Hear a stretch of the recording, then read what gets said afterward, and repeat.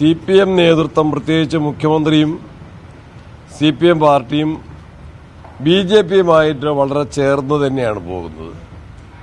കേന്ദ്ര ഗവൺമെന്റുമായും BJPയുമായും പല ആനുകൂല്യങ്ങളും രാഷ്ട്രീയമായ പല സഹായങ്ങളും CPM തേടിക്കൊണ്ടിരിക്കുകയാണ്.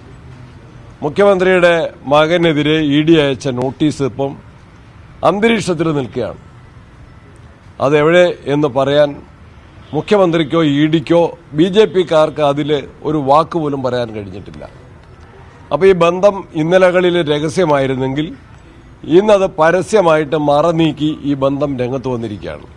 അതിന്റെ ഭാഗമായിട്ട് തന്നെയാണ് LDFൽ പോലും ചർച്ച ചെയ്യാതെ, ക്യാബിനറ്റിൽ ചർച്ച ചെയ്യാതെ PMശ്രീ പദ്ധതി നടപ്പിലാക്കുമെന്ന് വിദ്യാഭ്യാസ മന്ത്രി പ്രഖ്യാപിക്കുന്നത്.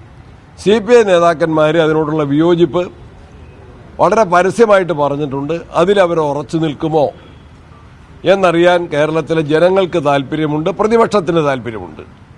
CPI ഉറച്ചു നിൽക്കുമെങ്കിൽ ഞങ്ങൾ എല്ലാ പിന്തുണയും നൽകും. ആ കാര്യത്തിൽ CPI പലപ്പോഴും പല വിഷയങ്ങളും പറയാറുണ്ട്. പിന്നീട് അവർ അത്തരം വിഷയങ്ങൾ ഉപേക്ഷിക്കാറ് പതിവാണ്. CPMന്റെ ഒരു വലിയേട്ടൻ മനോഭാവമാണ് LDFൽ ഇപ്പോൾ നടപ്പിലായിക്കൊണ്ടിരിക്കുന്നത്. ഈ കാര്യത്തിൽ CPI മാത്രം നിലപാട് സ്വീകരിച്ചാൽ പോരാ, മറ്റ് LDF കക്ഷികളും അഭിപ്രായം പറയണം.